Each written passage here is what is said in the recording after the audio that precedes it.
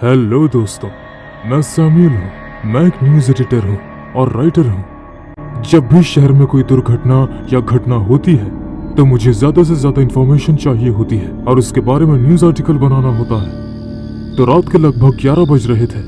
मैं अपने ऑफिस में काम कर रहा था। मेरा ऑफिस सुनसान इलाके में था। यह पहली बार नहीं था जब मैं ऑफिस में इतनी देर तक रुका था। मैं पहले भी कई बार देर रात तक ऑफिस में रुका हूँ। वेंटिलेशन के लिए मैंने ऑफिस की खिड़कियां खोल दी थी। वहां एक सुनसान सड़क थी, बहुत सारे पेड़ थे और डिम स्ट्रीट लाइट्स थी। उन डिम स्ट्रीट लाइट्स में से एक मिस्टीरियस वाइब आ रही थी। मैं खिड़की के पास बैठा था। कुछ इंपॉर्टेंट डेटा मेरे लैपटॉप पर कॉपी हो रहा था, जिसमें लगभग आधा घंटा लगने वाला था। तब तक मैंने सोचा कि क्यों ना कुछ नेटफ्लिक्स पर देखा जाए। जब भी मुझे 10-15 मिनट का फ्री टाइम मिलता तो मैं नेटफ्लिक्स चला लेता। तो उन दिनों शहर से लोग गायब हो रहे थे और वो लोग कभी नहीं मिले। इस बात को लेकर काफी हो हल्ला हुआ था। पुलिस भी इसको लेकर कोई मदद नहीं कर पा रही थी। टू बी ऑनेस्ट, मैं गायब होने से बिल्कुल नहीं डरता, लेकिन मैं सिर्फ भूतों से डरता हूं। तो मैं नेटफ्लिक्स पर एक क्राइम सीरीज देख रहा था और अचानक मैंने खिड़की से कुछ कदमों की आवाजें सुनी। मैंने उठकर बाहर देखा, लेकिन वहां कोई नहीं था। मैंने सोचा शायद ये हवा और पेड़ों की आवाज होगी। मैंने इसे इग्नोर कर दिया। कुछ मिनट बाद मुझे फिर से आवाजें सुनाई देने लगी। मुझे बार बार यही लग रहा था कि कोई मुझ पर नजर रख रहा है। हर बार जब मैंने आवाज सुनी तो मैं थोड़ा डर जाता और मुझे लगा रात में कोई जानवर यहाँ वहां घूम रहा होगा।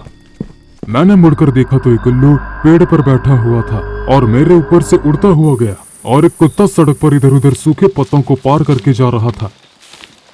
लेकिन कुछ तो अलग था। मुझे लगातार ये एहसास हो रहा था कि कोई मुझे देख रहा है। मैं अनकंफर्टेबल हो गया। मैं उठा और बाहर चला गया। कंफर्ट बिल्कुल खत्म हो गया था। ऐसा लग रहा था कि रात मुझे खाने आ रही है। और अचानक मुझे अपने आसपास कुछ अजीब लगा। ये कोई एहसास नहीं था, इस बार मुझे यकीन था।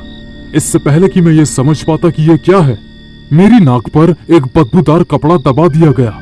मैंने अपनी गर्दन और आंखों के चारों तरफ से उस मजबूत पकड़ से खुद को छुड़वाने के लिए अपनी पूरी ताकत से उसका सामना किया, लेकिन मैं बेहोश हो गया। अगले 3-4 घंटे तक मुझे कुछ भी याद नहीं था। मैंने धीरे से अपनी आंखें खोली। मेरी चारों तरफ तेज लाइट थी। मैं पहले कंफ्यूज था, फिर धीरे धीरे होश में आने पर मैं उठकर बैठ गया और खुद को एक गंदे कमरे में एक गंदे बेड पर पाया। वहां एक बड़ी क्रशिंग मशीन रखी गई थी। मैंने देखा कि मेरी जीन्स की जेब से सेलफोन और पर्स गायब था। मेरे ठीक सामने एक आदमी बैठा हुआ था। वो अजीब सी टी शर्ट और फटी हुई जीन्स में था और उसके चेहरे पर उसकी भद्दी स्माइल ने उसे भेड़िए जैसा लुक दे दिया था। मैंने बेड से नीचे उतरने की कोशिश की, लेकिन आदमी ने हाथ उठाकर मुझे रुकने का सिग्नल दिया। मैं रुक गया। Good morning. तो तुम सैमुअल हो? क्या मैं सही हूं? तुमने मेरी और मेरे प्रोफेशन के बारे में वो न्यूज आर्टिकल लिखा था। आर्टिकल का नाम लेने के साथ ही उसके चेहरे की स्माइल हट गई और वो और भी ज्यादा गुस्से में लग रहा था। मैंने जवाब में सिर हिलाया। जहां तक मुझे पता है तुम्हें इस करियर में केवल 2.5 साल हुए हैं।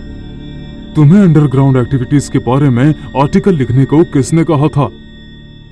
किसने तुम्हें ये इन्फॉर्मेशन दी? क्या तुमने मुझे उन क्राइम्स को करते हुए देखा था? हाँ? मैं उसकी बात सुन रहा था, लेकिन उसकी तरफ नहीं देख रहा था। मेरी नजर उस क्रशिंग मशीन पर जा रही थी। मैं बार बार क्रशिंग मशीन को देखकर सोच रहा था कि यह मशीन यहां क्यों है। ज्यादा सोचो मत, यह मशीन सबूत मिटाने के लिए है। मैं थोड़ा कंफ्यूज था। सबूत? लेकिन कैसे सबूत? वही लोग जिनको मैंने किडनैप किया था, वे ही सबूत हैं। वे लोग मुझे फंसा सकते हैं, इसलिए मैं उन सभी को इस मशीन में डाल देता हूं। इससे सबूत खत्म हो जाते हैं। फिर वो थोड़ा पीछे गया, वहां रखे बॉक्स को आगे खींच कर लाया और मेरे पास लाकर खोल दिया। मेरा दिल बैठ गया। इसमें कुछ इंसानों के हाथ पैर रखे गए थे। उसने उन्हें उस बॉक्स से बाहर निकाला और मशीन चालू की और उन्हें पीस दिया। मुझे बस इतना ही करना होता है। ये कितना आसान है ना? वो एक साइको था, वो खूंखार था। मैंने खुद को संभाला। तुम कातिल हो, तुम्हें सजा मिलेगी। आज तुम्हारी जिंदगी का आखिरी दिन है कमीने। और मुझे सजा देगा कौन? तुम? मूर्ख, क्या तुम देख नहीं सकते कि मैं पकड़ा नहीं जाऊंगा? और आज तुम्हारा आखिरी दिन है, मेरा नहीं। मैंने देखा कि उसने अपने हाथ में एक पिस्तौल ले ली और उसने मुझ पर निशाना साध दिया। मैं अभी भी स्ट्रांग था। मुझे चीखना चाहिए था, रोना चाहिए था, अपनी जान की भीख मांगनी चाहिए थी, लेकिन मैं बस चुपचाप बैठा रहा। इससे वो और भी भड़क गया और उसने मेरी नाक पर जोरदार मुक्का मारा। अपनी जिंदगी के लिए मुझसे भीख मांगो घटिया लड़के। अच्छा, हाँ, तो मुझे पता चला कि तुम मेरे जैसे नेटफ्लिक्स लवर हो। जब मैं खिड़की से तुम्हारा पीछा कर रहा था तब तुम नेटफ्लिक्स पर एक सीरीज देख रहे थे। रुको, मेरे पास तुम्हें दिखाने के लिए कुछ है। दरअसल मुझे भी नेटफ्लिक्स देखने का बहुत शौक है। मैं तुम्हें दिखाऊंगा कि लोगों को शहर से कैसे गायब किया जाता है। इसके बाद उसने क्राइम सीरीज शुरू की जिसमें एक साइको किलर लोगों को बड़ी बेरहमी से मार रहा था। उसने मुझे घिनौने तरीके से मर्डर करने के कई सीन दिखाए। तू घटिया है कमीने। उसने फिर से मेरे पेट पर मुक्का मारा। वैसे भी मैं उसे नाराज नहीं करना चाहता था, इसलिए मैंने अपना मुंह बंद रखा।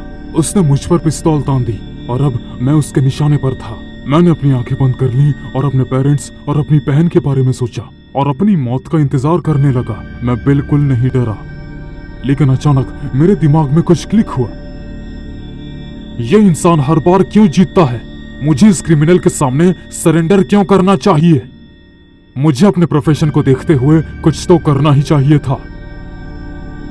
हाँ, मैंने अंडरग्राउंड एक्टिविटीज पर वो स्पेशल आर्टिकल लिखा था।